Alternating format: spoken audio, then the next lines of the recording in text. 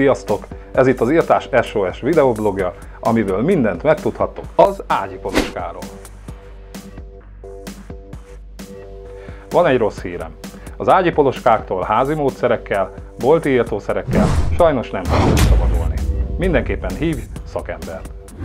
Ha hozzánk fordulsz, mi a legmodernebb technológiával és a leghatékonyabb írtószerekkel segítünk eltüntetni az ágyipoloskákat.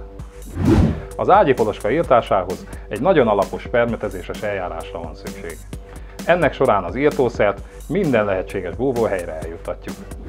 De ne ijedj meg, az írtószertől nem kell félned, hiszen az felnőttekre, gyerekekre, cicára, kutyára teljesen veszélytelen. A kipermetezett írtószer perceken belül megszárad, és semmilyen látható nyomot nem hagy a lakásodban. Az írtás egy átlagos lakásban körülbelül 1 órát vesz igénybe. Rengeteg tapasztalattal és számos elégedett ügyféllel rendelkezünk az ágyipoloska írtásban. Ha szeretnél végleg megszabadulni az ágyipoloskáktól, keresd minket bátran. Telefonon 0-tól 24 óráig kereshetsz minket, és 1 percen belül az árajánlatot is megkapod.